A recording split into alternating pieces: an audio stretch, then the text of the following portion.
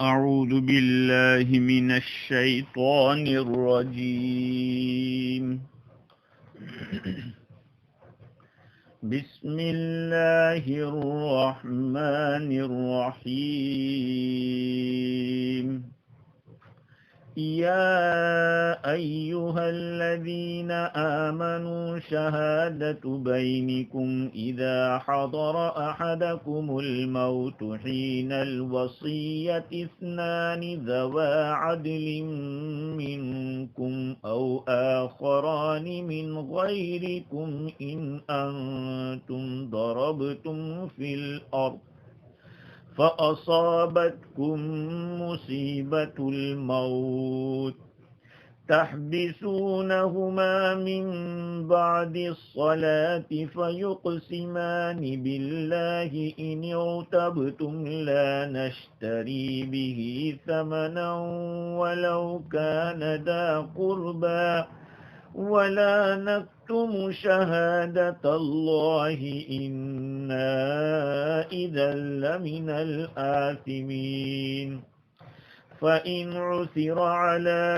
أنهما استحقا إثما فآخران يقومان مقامهما من الذين استحق عليهم الأوليان فيقسمان بالله لشهادتنا أحق من شهادتهما وما اعتدينا إنا إذا لمن الظالمين ذلك أدنى أن يأتوا بالشهادة على وجهها أو يخافوا أن ترد أيمان بعد أيمانهم واتقوا الله واسمعوا والله لا يهدي القوم الفاسقين صدق اللہ العظیم. معزز سامعین، بزرگوں، پیارے بھائیوں اور سننے والی خواتین، مائیں اور بہنیں، کل ہماری جو گفتگو چل رہی تھی کہ یہ آیتیں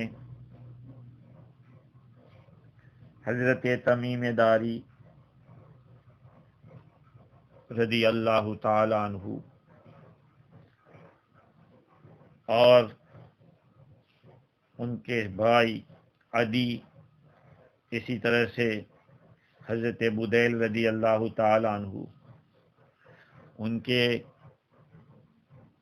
واقعے کے بارے میں نازل ہوئی. ان آیات کے اندر اللہ تعالیٰ نے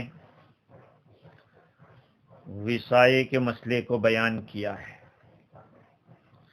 اس بات کو جاننا ضروری ہے کہ ایک ہے شہادت اور ایک ہے وصایت یا وصایت، دونوں ہے. شہادت شریعت کے اندر هو الاخبار عن امر حضره الشهود وشاهدوه اما معاینۃ او سماعا. شریعت میں گواہی دینا نام ہے ایسی چیز کے بارے میں خبر دینے کا جہاں پر گواہ حاضر رہے ہو اور انہوں نے اس کا مشاہدہ کیا ہو، یا تو معائنے کے ذریعے مشاہدہ کیا ہو، آنکھ سے دیکھا ہو، یا سن کر گواہی دے رہے ہو. یہ تو گواہی ہے. اور وصایہ میت جس شخص کو مال سپرد کر کے اس کے متعلق کس کو دینا ہے یہ بتلا دے، وہ وسیع کہلاتا ہے، اور اس عمل کو وصایہ کہتے ہیں۔ یہ بھی یاد رکھیں کہ وسیع ایک بھی ہو سکتا ہے، ایک سے زیادہ بھی ہو سکتے ہیں،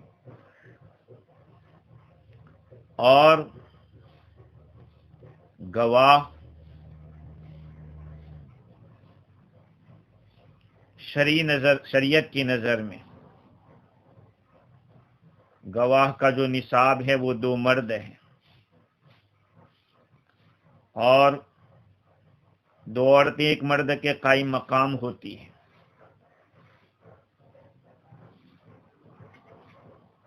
گواہ مسلمان ہوں گے، وسیع مسلمان بھی ہو سکتا ہے، اور مسلمان ہو تو زیادہ بہتر ہے۔ اگر غیر مسلم ہے تب بھی کوئی حرج نہیں ہے، وسیع بن سکتا ہے۔ اب یہ جو آیت کریمہ ہے جس کی میں نے تلاوت کی ہے، اس میں لفظ شہادت تو بیان کیا گیا ہے، لیکن مراد لیا گیا ہے وصایہ، کیونکہ آدمی دنیا سے جا رہا ہے اور جاتے ہوئے مال کن کو دینا ہے اس کے بارے میں وصیت کر رہا ہے، لیکن چونکہ شہادت کا لفظ استعمال ہوا ہے، اس لیے مفسرین کرام میں ایک اختلاف ہو گیا کہ کیا یہاں شہادت کا لفظ استعمال ہوا ہے اس لیے کسی مسلمان کے معاملے میں غیر گواہ بن سکتا ہے یا نہیں۔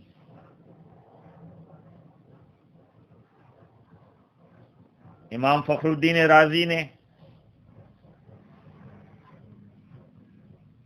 اس مقام کے اوپر بڑی تفصیل کے ساتھ یہ بات لکھی کہ مفسرین کی ایک بہت بڑی جماعت یہ کہہ رہی ہے کہ غیر مسلم مسلمان کے اس میٹر کے اندر گواہ بن سکتا ہے، اس طرح کے میٹر میں، اور اس قول کو بڑے بڑے لوگوں نے اختیار کیا، ابن عباس رضی اللہ عنہما، ابو موسیٰ اشعری رضی اللہ عنہ، سعید ابن جبیر، سعید ابن مسیب، قاضی شریح، مجاہد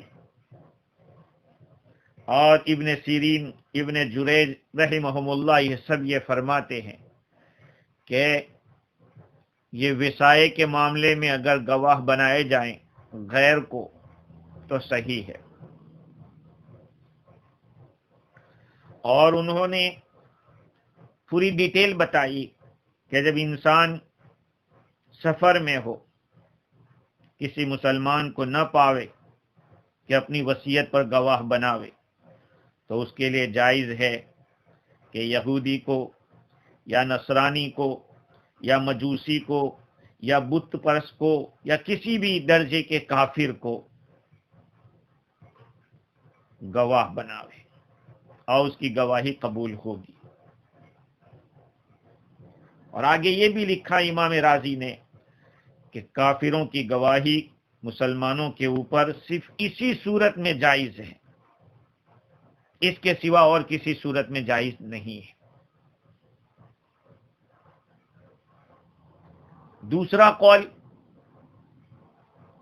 میں نے شروع میں کہا کہ وصی تو کوئی بھی بن سکتا ہے، لیکن گواہ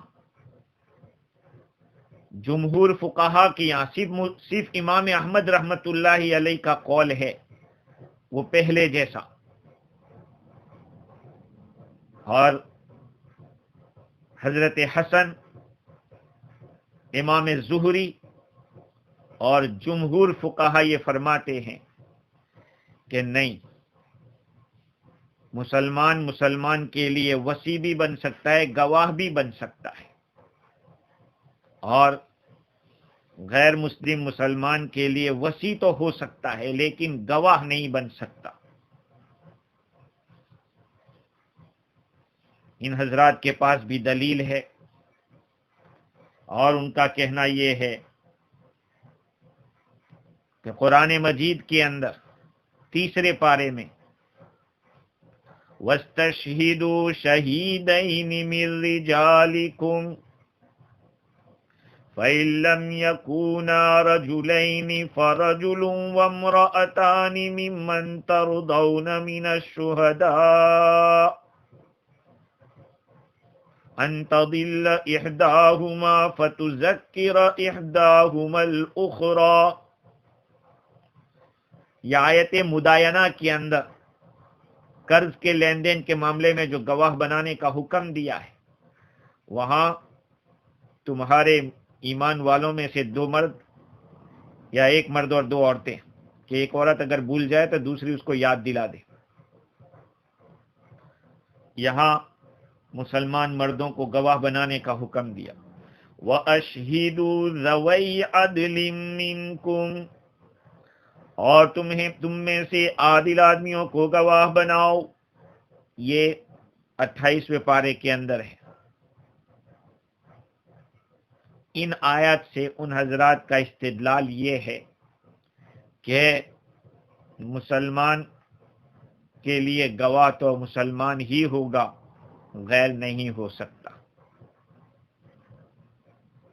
اور جن حضرات نے یہ کہا ہے کہ گواہ بن سکتا ہے صرف اسی میٹر میں، دوسری جگہ گواہ نہیں بن سکتا، نکاح میں بنانا چاہے نہیں بن سکتا،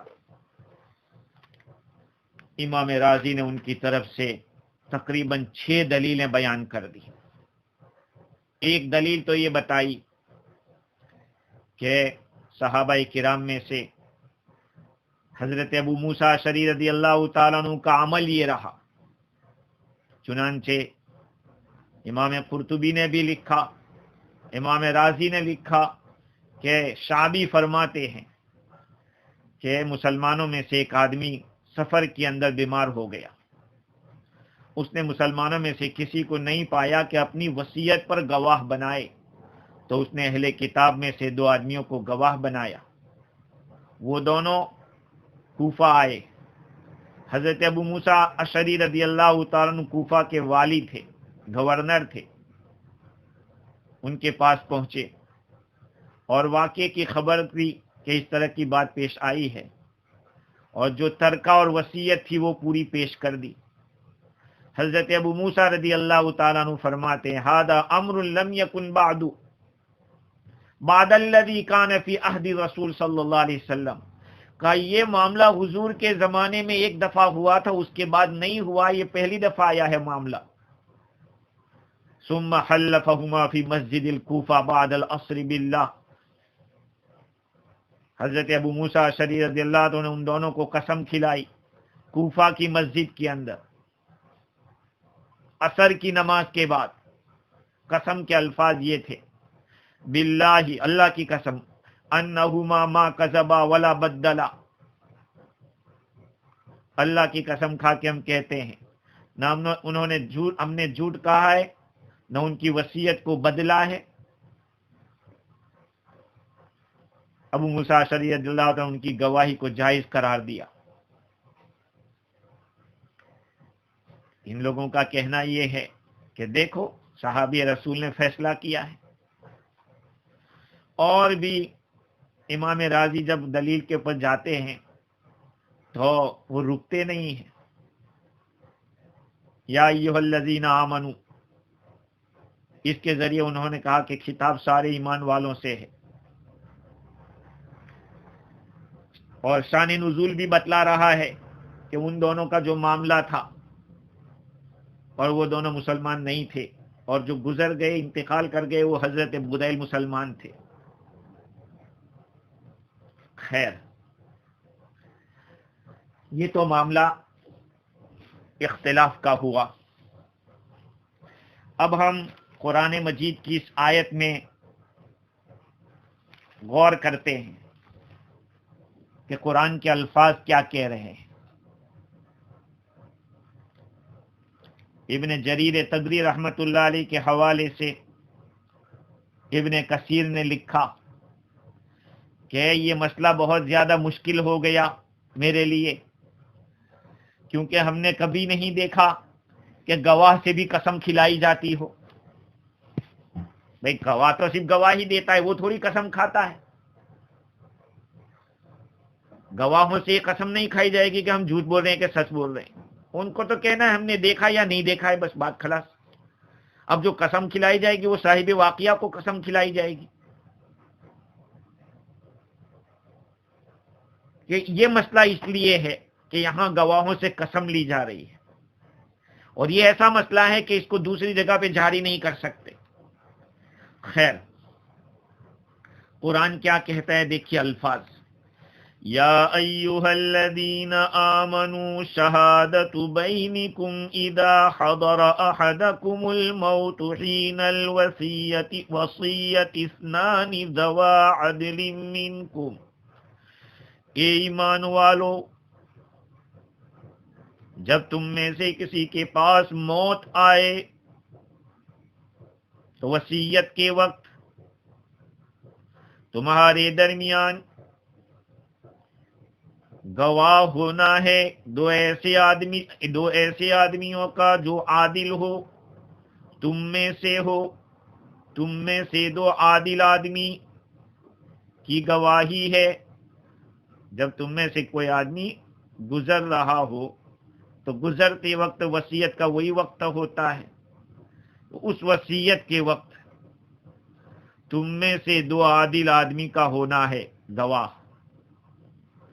تو یہ منکم کا جو لفظ ہے تم میں سے، تو تم میں سے کون مراد ہے؟ اگر تم میں سے مسلمانوں میں سے، تو آگے آ رہا ہے کہ اگر تم میں سے دو نہیں ہے تو تمہارے علاوہ میں سے دو ہونے چاہیے.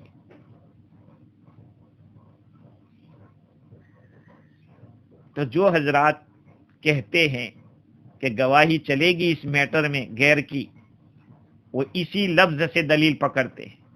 لیکن جو حضرات کہتے ہیں کہ گواہی نہیں چلے گی، ان کا کہنا ہے کہ منکم سے مراد من اقاربکم من قبیلتکم، تمہارے خاندان میں سے دو آدمی ہونے چاہیے.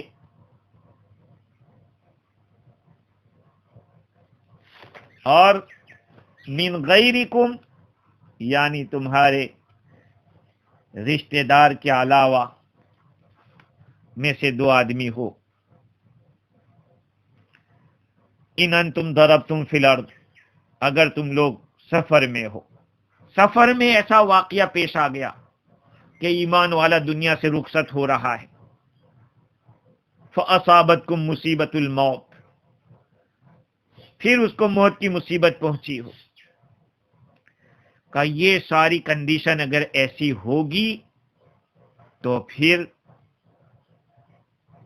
دو گواہ چلیں گے.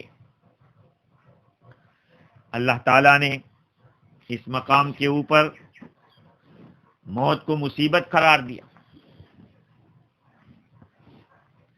ہاں، موت مصیبت ہے مصیبت. حدیث میں تو یہ آیا کہ الموت تحفۃ المومن، مومن کے لیے تحفہ ہے. جسر یوصل الحبیب الی الحبیب، الموت جسر، موت تو ایک پل ہے، ایک بریج ہے جو ایک دوست کو دوسرے دوست سے ملاتا ہے. تو یہاں اس کو مصیبت قرار دیا.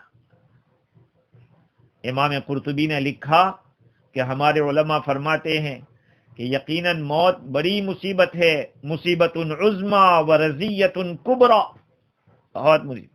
لیکن اس سے بڑی مصیبت کیا ہے؟ اس سے بڑی مصیبت یہ ہے کہ اسی موت سے غفلت ہے اور اس کی یاد سے اعراض ہے، اس کے بارے میں غور و فکر چھوٹا ہوا ہے، اس کے لیے عمل چھوٹ گیا ہے. ایسی نبی اکرم صلی اللہ علیہ وسلم فرماتے ہیں کہ لو ان البہائم تعلم من الموت ما تعلمون ما اکلتم منها سمینا، اگر یہ جانور یہ جان لیتے موت کے بارے میں جتنا تم لوگ جانتے ہو، انسان تم جانتے ہو، تو تم ایک بھی جانور کو گوشت سے بھرا ہوا تمہیں نہیں ملتا، تم نہیں پاتے کسی ایک کو بھی موٹا تازہ جانور۔ ہاں، خیر اللہ تعالیٰ نے یہاں یہ بات بتلا دی کہ اگر ایمان والا سفر کے اندر ہو، دنیا سے جا رہا ہو، اور پھر اس کو وصیت کرنا ہے، تو ایسی وصیت تم میں سے 2 عادل آدمی ہونے چاہیے، اگر تم میں سے کوئی نہیں ہے تو 2 غیر میں سے بھی ہو سکتے۔ کیا معاملہ ہوگا، کس طرح سے کریں گے؟ اللہ تعالیٰ فرماتے ہیں تحبسونہما من بعد الصلاۃ، تم ان کو کھڑا کریں گے نماز کے بعد۔ تم تو کہاں ہر ایک تھوڑی کھڑا کر سکتا ہے، یہاں تحبسونہما کے اندر خطاب حکام کو ہے، گورنر ہے جو، اس کو حکم دیا جاتا ہے کہ نماز کے بعد ان کو کھڑا کریں گے۔ کون سی نماز کے بعد؟ اس کے بارے میں مختلف اقوال ہیں۔ حضرت ابن عباس رضی اللہ تعالیٰ عنہ فرماتے ہیں کہ جس مذہب کے وہ لوگ ہیں، اہل کتاب میں سے یا جس کسی مذہب کے، ان کے یہاں عبادت کا کب وقت آتا ہے، کون سا وقت آتا ہے، کہ اس وقت ان کے پاس یہ قسمیں دلائی جائے گی۔ اور دوسرا ایک قول یہ ہے جو اکثر مفسرین لکھتے ہیں کہ عصر کی نماز کے بعد ان کو کھڑا کیا جائے گا۔ پھر سوال ہوتا ہے کہ بھئی عصر کی نماز کا تذکرہ کیوں؟ اس کا جواب یہ ہے کہ اس زمانے کے اندر، بلکہ عربوں کے اندر پہلے سے یہ بات چلی آئی ہے کہ وہ ظہر اور عصر کی نماز کے بعد، ہو سکتا ہے اس کو امام رازی نے لکھا ہے کہ اس وقت ان لوگوں کے نزدیک عصر کے بعد قسم دلائی جاتی تھی، اس لیے المعروف المشہور جو فیمس ہو جاتا ہے، جو بات فیمس ہو جاتی ہے، اس میں پھر آپ کو کوئی کنڈیشن لگانے کی ضرورت نہیں پڑتی۔ ہاں، اس کو عربی میں کہتے ہیں کہ المعروف المشہور اغنی عن التقیید باللفظ، التقیید بالمعروف المشہور، فیمس جو چیز ہو جاتی ہے اس میں پھر کوئی قید لگانے کی ضرورت نہیں پڑتی۔ تو نماز سے مراد عصر کی نماز۔ بعضوں نے وجہ یہ لکھی ہے کہ جب یہ آیت کریمہ نازل ہوئی، آقا صلی اللہ علیہ وسلم نے نماز عصر کی پڑھائی، اور پھر عدی اور تمیم دونوں کو بلایا اور دونوں سے قسم دلائی ممبر کے پاس۔ دیکھو یہ غیر ہے، ان کو مسجد میں داخل کیا گیا ہے۔ دیکھو یہ نہیں کہا گیا کہ غسل کر کے آنا۔ بہت سارے لوگ تقوی کا ایسا ہیضہ ہو جاتا ہے، بھئی غیر مسلم اگر مسجد میں پیسہ دے تو لے سکتے ہیں یا نہیں لے سکتے ہیں؟ اگر کسی نے لے لیا تو گناہ سمجھ لیتے، ارے کہاں ان کا، ارے بھائی جائز ہے شریعت اعتبار سے، اگر کوئی غیر مسلم مسجد بنا کر دے اپنے پیسوں سے اور اس کو نیکی سمجھ کے دے رہا ہے تو کوئی بات نہیں، مسجد ہو جائے گی وہ، خیر وہ ایک الگ مسئلہ ہے۔ لیکن ان کو ممبر کے پاس رسول اکرم صلی اللہ علیہ وسلم نے قسم دلائی، تو یہ حضور کا عمل قید بن گیا کہ بھئی عصر کے بعد۔ اور بعض علماء یہ بھی جواب دیتے ہیں کہ یہ وقت ایسا ہے کہ تمام مذہب والے اس وقت کا احترام کرتے ہیں اور اللہ کا ذکر بھی کرتے ہیں، ایسے موقع پہ جھوٹی قسم سے بچتے بھی ہیں۔ اور اہل کتاب کے بارے میں تو ہے کہ وہ سورج جب طلوع ہوتا تھا اور غروب ہوتا اس وقت نماز پڑھتے تھے۔ ان کی نماز میں رکوع نہیں ہوگا، لیکن یہ کہ ان کی نماز ان کے طریقے کی ہوتی تھی۔ بعض حضرات نے عصر کے وقت کے بجائے ظہر اور عصر دونوں میں سے کوئی بھی وقت ہو تو چلے گا، اور چوتھا قول یہ لکھا ہے کہ کوئی بھی نماز ہو، اس لیے کہ ان الصلاۃ تنہی عن الفحشاء والمنکر۔ بھئی ایک آدمی نماز پڑھ کے باہر آ کے کیسے جھوٹ بولے گا، اور وہ بھی اللہ کا نام لے کر؟ جس خدا کے لیے نماز پڑھی گئی ہے، جس کی تعظیم میں اتنا آدمی کھڑا ہو کے آیا ہے، اور پھر اس کا نام ہی غلط جگہ پہ کیسے لے گا؟ حدیث ہے من حلف علی یمین کاذبہ بعد العصر لقی اللہ وہو علیہ غضبان. یہ روایت امام قرطبی نے نقل کی. جو آدمی جھوٹی قسم کھاوے عصر کے بعد، اللہ تعالیٰ سے وہ قیامت کے دن اس حال میں ملے گا کہ اللہ اس سے ناراض ہوگا، اس پہ غصے ہوگا. تو یہ کچھ وجوہات ہیں علماء کرام نے لکھی ہے کہ عصر کی نماز کے بعد. اچھا، ایک اور مسئلہ یہاں پہ ثابت ہوتا ہے، وہ یہ ہے کہ کیا قسم کھانے کے لیے اوقات کی قید لگانا کیسا ہے؟ عصر کی نماز کے بعد مسجد کے اندر منبر کے پاس یہ ساری جو قیدیں لگائی گئی ہیں، اس سے امام شافعی رحمۃ اللہ علیہ فرماتے ہیں کہ بعض مسئلے ایسے ہوتے ہیں کہ جس میں قسمیں بہت سخت ہو جاتی ہے، جگہ کی وجہ سے، وقت کی وجہ سے. فرماتے ہیں کہ جیسے کہ خون کا مسئلہ ہے، طلاق کا مسئلہ ہے، غلام کو آزاد کرنے کا مسئلہ، یا مال کا مسئلہ جو 200 درہم سے بڑھا ہوا ہے، 200 درہم یا اس سے زیادہ کا، ایسے میٹر کے اندر قسم تھوڑی سخت دلائی جاتی ہے، وقت کا بھی لحاظ رکھے. جیسے کہ عصر کی نماز کے بعد مکہ مکرمہ میں رکن کے پاس حجر اسود کے سامنے، مدینہ منورہ میں منبر کے پاس، بیت المقدس کے اندر صخرہ کے پاس، اس چٹان کے پاس. اسی طرح سے تمام شہروں کے اندر جتنی مسجدیں ہوتی ہے، جامع مسجد ہے. امام شافعی رحمۃ اللہ علیہ فرماتے ہیں، لیکن امام ابو حنیفہ رحمۃ اللہ علیہ فرماتے ہیں کہ یہ حاکم کے اوپر ہے. حاکم اگر مناسب سمجھے تو پھر ایسی قید لگا سکتا ہے کہ فلاں جگہ پہ آنا اور فلاں جگہ پہ قسم دلائی جائے گی. لیکن یہاں پہ بہت زیادہ اہتمام کیا گیا. حضور اکرم صلی اللہ علیہ وسلم نے ان کو مسجد کے اندر بلایا اور منبر کے پاس قسم دلائی. یہاں ایک اور مسئلہ بھی نکلتا ہے جس کو امام قرطبی نے بھی لکھا ہے کہ اگر کسی آدمی نے کسی کا حق اس طرح سے دبایا ہو تو اس آدمی کو اپنا حق وصول کرنے کے لیے قید کرانا چاہے تو کر سکتا ہے، روکنا چاہے تو قید میں بند کرا سکتا ہے. ایک اصول معلوم ہوتا ہے کہ جس آدمی پر کسی کا حق واجب ہو تو اس حق کو ادا نہ کرتا، اس حق کی خاطر ضرورت کے وقت تک قید بھی کیا جا سکتا ہے، کرایا جا سکتا ہے. یہ تحبیسونہما کا لفظ دلالت کر رہا ہے.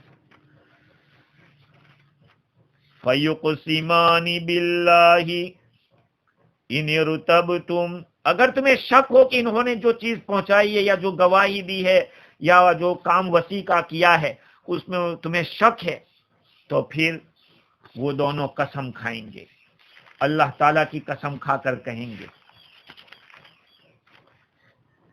کیا کہیں گے؟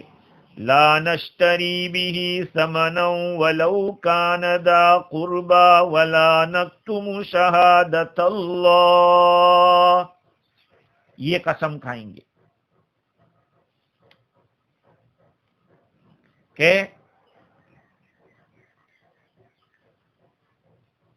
ہم اس قسم کے ذریعے دنیا کا کوئی نفع لینا نہیں چاہتے. یعنی مطلب یہ ہے کہ یہ نہیں ہے کہ ہم دنیا کمانے کے لیے سچ بولنا چھوڑ دیں، ہم قسم کھا رہے ہیں اس لیے کہ حق بات واضح ہو. اور یہ قسم کھانا چاہے ہمارے قریبی رشتہ دار کے لیے بھی کیوں نہ ہو، ہم قسم کھائیں گے تو سچی کھائیں گے. غیر رشتہ دار ہو تو پھر کیوں جھوٹی قسم کھائیں گے؟ ہمارا رشتہ دار ہوتا تب بھی ہم سچی قسم کھاتے، تو جھوٹی قسم غیر دوسرے کے لیے کیوں کھائیں گے؟ اس طرح کے الفاظ کے کہلائے جائیں گے اگرچہ ہمارا وہ رشتہ دار قرابتی کیوں نہ ہو. ولا نکتم شہادت اللہ، اور ہم اللہ کی گواہی کو چھپائیں گے نہیں، یہ بھی وہ بولیں گے. اللہ کی طرف سے جس بات کو کہنے کا ہمیں حکم ہے، اصل میں یہ خبر کے معنی میں شہادت کے معنی. اللہ کی گواہی اللہ کی بات ہم نہیں چھپائیں گے. انا اذا لمن الآثمین، اگر ہم نے ایسا کیا تو اس حالت میں ہم سخت گنہگار ہوں گے. تو یہ قسم ہے، کتنی اس کے اندر باتیں سخت کہلوائی ہے.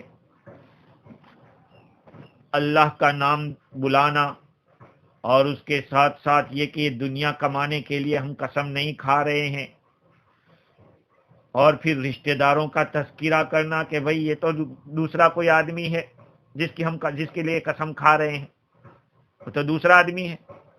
اور پھر یہ کہ قسم کو نہیں چھپائیں گے. یہ مختلف قسم کے جو الفاظ ہے، مقصد یہ کہ استحضار ہو. سچ بولنا ضروری ہے، جھوٹ بولنا حرام ہے، اللہ کی عظمت ضروری ہے، اسی لیے تو ہم تو گواہی کو چھپائیں گے نہیں. اور اگر حاکم چاہے کہ صرف اللہ کی قسم کھا لے تب بھی چلے گا، لیکن اس طرح کے الفاظ ہو تو زیادہ اچھا ہے. یہ کہ ہم کو میت نے پیالہ نہیں دیا، چنانچہ اللہ تعالیٰ فرماتے ہیں کہ آخر میں یہ بھی کہہ دے انا اذا لمن الآثمین، اگر ہم نے ایسا کیا تو بے شک ہم گنہگار ہیں.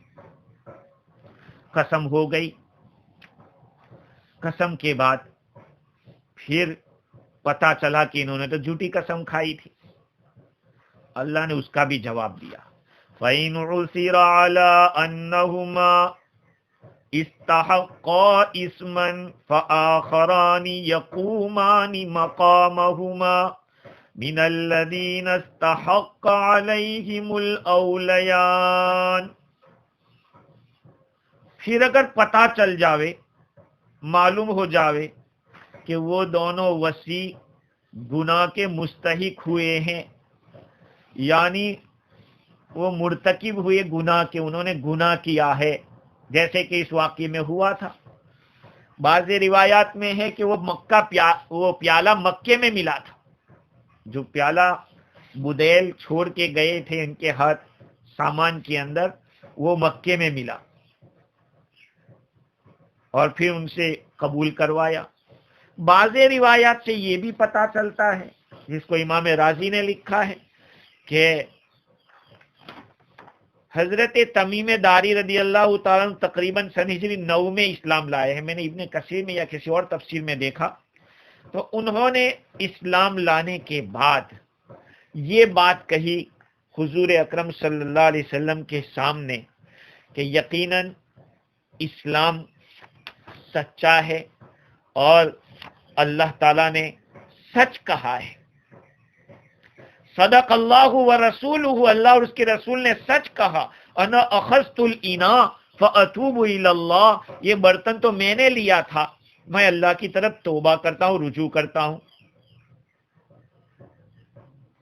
ابن عباس رضی اللہ تعالیٰ عنہ روایت کرتے ہیں کہ یہ جو معاملہ تھا وہ تو چھپا ہی رہا تھا، لیکن بعد میں تمیم داری رضی اللہ تعالیٰ جب اسلام میں داخل ہوئے تو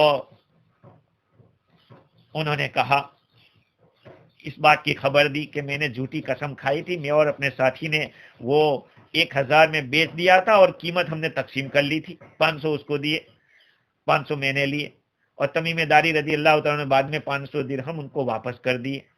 پھر ان کے ساتھی سے بھی 500 دلوائے رشتہ داروں کو.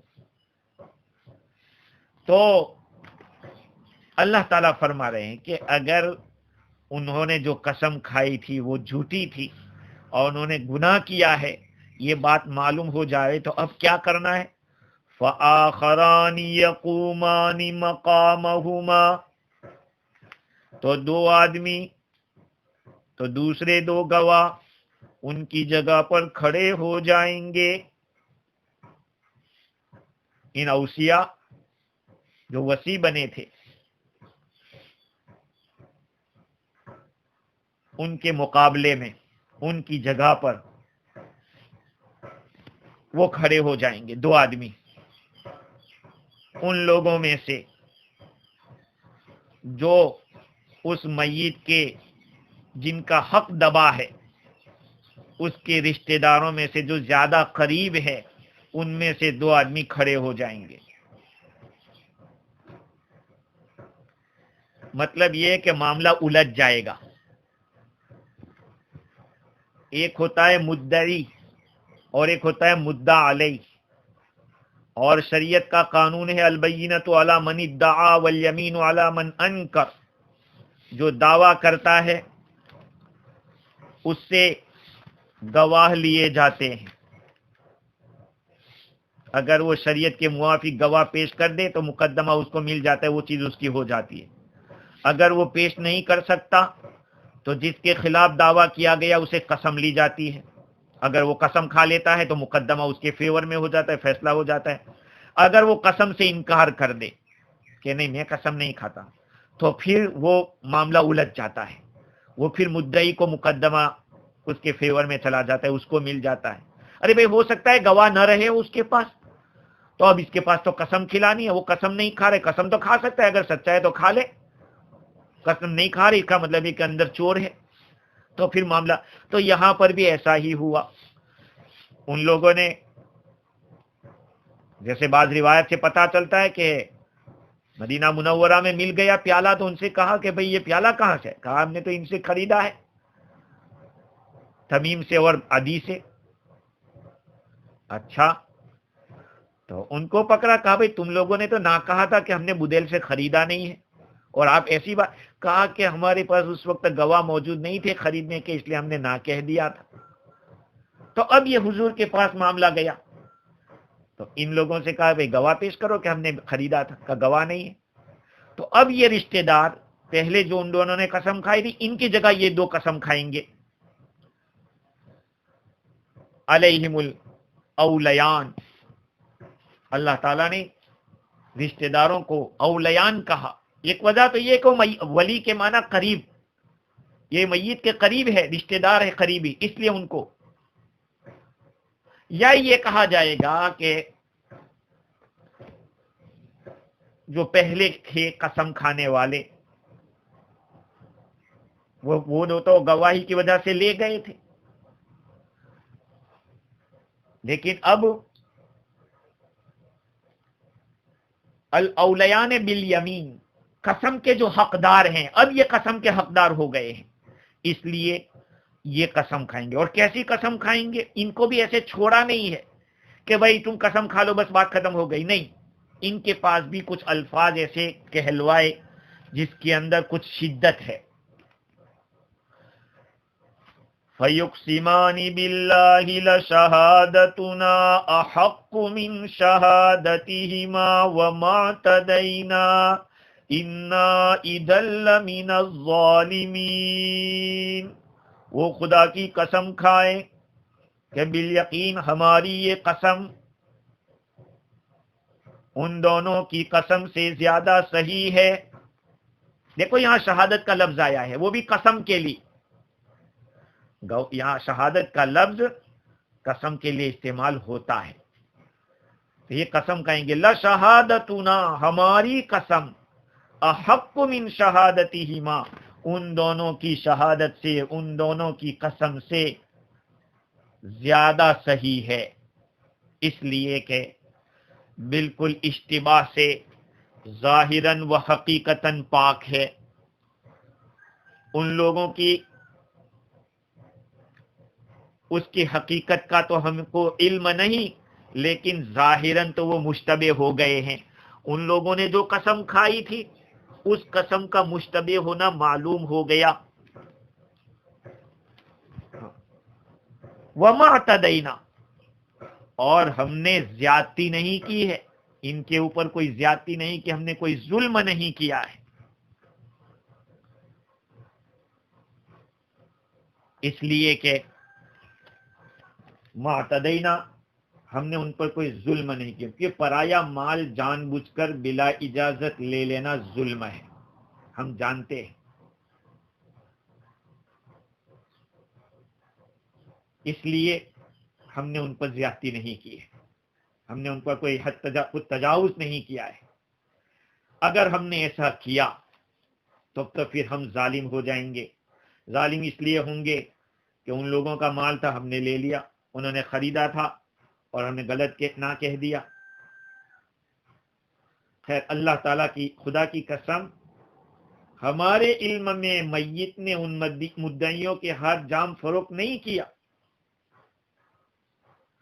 اب علم جو ہے اس کی واقعیت اور عدم واقعیت، یعنی صحیح یہ لوگ جو کہہ رہے ہیں کہ نہیں بیچا ہے، نہیں خریدا ہے، یہ بات کتنی سچی ہے وہ تو اللہ جانتا ہے، لیکن ان کو قسم دے کر احق کا لفظ بلوایا۔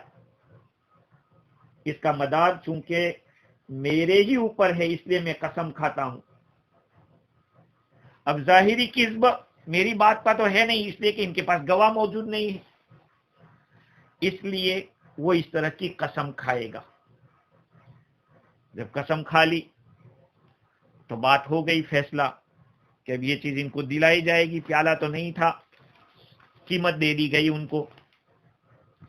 خلاصہ کلام یہ نکلا جس کو ابن جریر نے ابراہیم نخعی اور سعید بن جبیر رحمہ اللہ سے نقل کیا کہ جب کسی آدمی کے پاس، ایمان والے کے پاس موت آوے سفر کے اندر، تو اس کو 2 مسلمانوں کو گواہ بنانا چاہیے۔ اگر 2 مسلمان نہ ملے تو پھر اہل کتاب میں سے 2 یا کوئی بھی، اگر وہ مرحوم کا ترکہ واپس کر دیتے ہیں، ورثہ اس کو مان لیتے ہیں تو ان کی بات کو مان لی جائے گی۔ اگر وہ متہم سمجھتے ہیں، یہ کہتے ہیں کہ نہیں کچھ گڑبڑ ہوئی ہے، تو ان کو عصر کی نماز کے بعد اس طرح قسم کھلائی جائے گی، باللہ ما قسمنا ولا کذبنا ولا خنا ولا غیرنا، اللہ کی قسم نہ ہم نے چھپایا، نہ ہم نے جھوٹ کہا، نہ ہم نے خیانت کی، نہ ہم نے کوئی چینجنگ کی۔ ابن عباس رضی اللہ تعالیٰ فرماتے ہیں کہ پھر ان کی گواہی میں اگر شک ہو تو اس آیت کی تفسیر میں فرماتے ہیں کہ عصر کے بعد قسم کھلائی جائے گی کہ مسترینا، ہم نے اپنی گواہی سے کوئی مال حاصل نہیں کیا ہے، لیکن اولیاء کو بعد میں پتہ چل جائے کہ انہوں نے تو جھوٹ کہا تھا اپنی گواہی میں، تو پھر مرنے والے کے رشتہ داروں میں سے 2 آدمی کھڑے ہو جائے اور اللہ کی قسم کھائیں کہ ان لوگوں کی جو گواہی تھی وہ غلط تھی اور ہم نے کوئی ظلم نہیں کیا ہے، تو کافروں کی جو گواہی تھی اس کو رد کر دیا جائے گا، اور اولیاء رشتہ داروں نے جو قسم کھائی ہے اس کو قبول کر کے ان کے فیور میں فیصلہ کیا جائے گا۔ خیر، آگے اللہ تعالیٰ فرماتے ہیں ذَلِكَ أَدْنَىٰ أَن يَأْتُوا بِالشَّهَادَةِ عَلَىٰ وَجْهِهَا، یہ اس کے زیادہ قریب ہے، یہ جو کچھ ہم نے کیا ہے، یعنی اس طرح سے قسمیں کھلانا، ان پر شک ہو تو پھر دوسروں کے پاس قسم کھلانا، یہ جو کچھ معاملہ ہم نے کیا ہے یہ بہت قریب ہے اس کے کہ لوگ واقعے کو صحیح صحیح بیان کریں، یہ قریب ہے اس کے کہ لوگ گواہی صحیح صحیح علی وجہہا ٹھیک ٹھیک پیش کریں، اور رک جائیں، اور او یخافوا ان ترد ایمان بعد ایمانہم، یا وہ لوگ رک جائیں قسم لینے کے بعد کہ ان کو ڈر ہو کہ قسم ان کی قسم کے بعد رد بھی کی جا سکتی ہے، او یخافوا، اور ڈریں کہ الٹی پڑے گی قسم ہماری ان کی قسم کے بعد، ان کی قسم کے بعد ہماری قسمیں رد کر دی جائے گی۔ دیکھیے اس حصے کے اندر اللہ تعالیٰ نے یہ بتلایا کہ ہم نے اوپر جو طریقہ بتلایا ہے گواہی کا، وہ اس وجہ سے بتلایا ہے تاکہ گواہی صحیح صحیح پیش کی جائے، کوئی جھوٹ نہ بولے۔ اگر یہ گواہی ہم پیش نہ کرتے تو دونوں کا نقصان تھا۔ بھئی وصی کے پاس قسم دلائی، اگر جو گواہ تھے پہلے غیر جو لے کر آئے تھے سامان، جن کو اوصیہ کہتے ہیں، وصی کہتے ہیں، اگر ان سے قسم لینا مشروع نہیں ہوتا، اور جو زائد مال انہوں نے نہیں دیا تھا، وہ کٹورا نہیں دیا تھا، اس میں اگر وہ سچے ہوتے تو پھر رشتہ داروں کو جو ڈاؤٹ ہوا تھا، شک ہوا تھا، وہ کیسے رد ہوتا؟ ان کی خیانت، ان کے اوپر جو خیانت کا ایک داغ لگ جاتا، وہ کیسے رفع ہوتا؟ اس قسم کے ذریعے تو ان کے بات کھلے گی کہ اگر صحیح ہوں گے تو قسم نہیں کھائیں گے اور کہہ دیں گے کہ بھئی یہی بات ہے، اور اگر وہ اس معاملے میں جھوٹے تھے، یعنی پیالے کو ظاہر نہیں کیا، اس میں اگر وہ جھوٹے ہوتے اور قسم نہیں ہوتی تو پھر ورثہ کو حق کیسے ملتا؟ اچھا، قسم ہونے کی وجہ سے سچا ہونے کے وقت برات ہوگی، اور جھوٹے ہونے کی صورت میں قسم سے اگر انکار کر دیں گے تو ورثہ کو حق مل جائے گا۔ یہ بات تو ہوئی اوصیہ کی قسم کی حکمت۔ ورثہ کو جو قسم دلائی جاتی ہے، تو اگر ورثہ، یہ تو اللہ تعالیٰ نے فرمایا کہ یہ اس لیے ہم نے کیا ہے تاکہ ایک تو صحیح صحیح گواہی پیش ہو، یا یہ کہ ڈر جائے کہ کہیں ہماری گواہی رد نہ کر دی جائے جس سے ہماری رسوائی ہوگی۔ تو ورثہ سے قسم نہیں لی جاتی تو نقصان کیا ہوتا؟ شرعی اگر ورثہ سے قسم نہیں لی جاتی اور شرعی طور پر انکار حق ہوتا، بھئی ٹھیک ہے انہوں نے انکار کر دیا، وہ ٹھیک ہے کہ کچھ نہیں ہے، تو پھر حق کا اس بات کیسے کر سکتے تھے؟ اور شرعی طور پر انکار حق نہ ہوتا تو پھر اوصیہ، یعنی جو لوگ سامان لائے تھے، ان کا حق کے اس بات کا کوئی طریقہ نہیں ہو سکتا تھا۔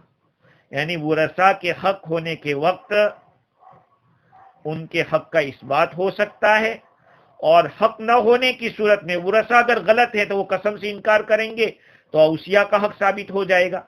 مطلب یہ ہے کہ دونوں کا فائدہ ہے۔ اللہ تعالیٰ نے یہ جو قسمیں دلانے کا معاملہ رکھا ہے وہ اس وجہ سے رکھا تاکہ گواہی لوگ صحیح صحیح دیں، اور اس میں اوصیہ کا بھی فائدہ، اس کے ساتھ ساتھ ورثہ کا بھی فائدہ مرنے والے کے۔ اللہ تعالیٰ نے اس لیے ان دونوں کو دو فائدے یہاں بھی بتلائے، ذالک ادنیٰ ان یأتوا بالشہادہ، کہ یہ گواہی صحیح علی وجہہا، صحیح صحیح گواہی آوے، یا یہ کہ اس بات کے خوف سے کہ کہیں ہماری گواہی رد نہ کر دی جائے۔ اب کس بات کا خوف ہوگا؟ ایک تو یہ ہے کہ اگر ہم صحیح ڈھنگ سے گواہی نہیں دیں گے تو اللہ تعالیٰ کی جو تعظیم ہے اس کے خلاف ہوگا، اللہ کے جو اجلال ہے، اکرام ہے، اس کے خلاف ہوگا، اور دوسرا یہ ڈر لگے گا کہ اگر ہماری گواہی ہمیں واپس کر دی گئی رونگ ہونے کی وجہ سے تو لوگوں میں ہمارا فضیحہ ہوگا۔ اس لیے قسم بھی کھائیں گے، اور جو کچھ صحیح ہے وہ بھی صحیح صحیح ہوگا، جس کا مال ہے اس کو ملے گا۔ آگے اللہ تعالیٰ فرماتے ہیں وَاتَّقُوا اللَّهَ وَاسْمَعُوا وَاللَّهُ لَا يَهْدِي الْقَوْمَ الْفَاسِقِينَ، اللہ تعالیٰ سے ڈرتے رہو اور سنتے رہو، اور اللہ تعالیٰ فاسق قوم کو ہدایت نہیں دیتی۔ یہ عربیت کے لحاظ سے یہ جملہ عجیب ہے، اسی لیے امام واحدی مفسر ہے، انہوں نے لکھا ہے بسیط کے اندر عمر بن خطاب رضی اللہ تعالیٰ عنہ کے حوالے سے، هذه الآیہ اعدل ما فی هذه السورہ من الاحکام، کا یہ آیت بہت ہی زیادہ گنجلک والی ہے۔ یہ تین آرڈر اللہ تعالیٰ نے، دو آرڈر دے دیے، واتقوا اللہ واسمعوا، اللہ سے ڈرتے رہو اور سنتے رہو۔